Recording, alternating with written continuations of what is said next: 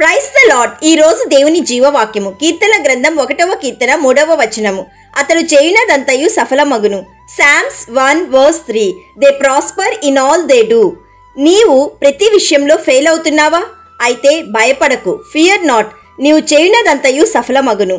ప్రియ సహోదరి సహోదరుడా, నీవు ఎప్పుడైతే దేవుని జీవవాక్యాన్ని దివారాత్రులు ధ్యానిస్తావో ఖచ్చితంగా నీవు చేయునదంతయు సఫలమవుతుంది అని యేసయ్య నీకు వాగ్దానం ఇస్తున్నాడు. ఎందుకంటే దేవుని వాక్యం నిన్ను నీతిమంతుల మార్గంలో నడిపిస్తుంది. దుష్టుల ఆలోచన మార్గంలో నిన్ను నడవనీయదు. పాపుల మార్గంలో నిన్ను వెళ్లకుండా ఆపుతుంది. అపహాసకుల మాటలు నిన్ను వినకుండా కాపాడుతుంది. కాబట్టి దేవుని వాక్యం, దేవుని మాటలు నీకు పరిశుద్ధమైన ఆలోచనలు ఇస్తుంది. పరిశుద్ధంగా నీవు చేయాలనుకున్నవన్నీ దేవుడు దీవిస్తాడు. నీవు చేయాలన్న ఆలోచనలన్నీ సఫలపరుస్తాడు. నీవు చేసే ప్రతి పనిలో నీకు తోడుగా ఉంటాడు, ఆశీర్వదిస్తాడు. యేసయ్య తన మహిమ కోసం నిన్ను వాడుకుంటాడు, నిలబెడతాడు, సఫలపరుస్తాడు.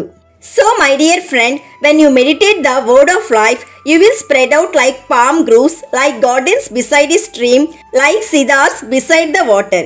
కాబట్టి ప్రియ సహోదరి సహోదరుడా, నీవు యేసయ్య ఇచ్చిన ప్రతి మాటను ధ్యానించాలని, హృదయంలో భద్రపరచుకోవాలని మేం ప్రార్థిస్తున్నాము.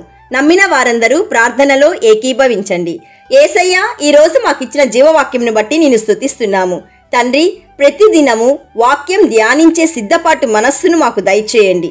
యేసయ్య, ఈరోజు జీవవాక్యం వింటున్న ప్రతి ఒక్కరిని నీ కృపతో ఆశీర్వదించుమని, వారు చేయు ప్రతి పనిని మీరు సఫలపరచుమని కృపా సమృద్ధి గలవాడైన యేసయ్య నామంలో అడుగుచున్నాము తండ్రి.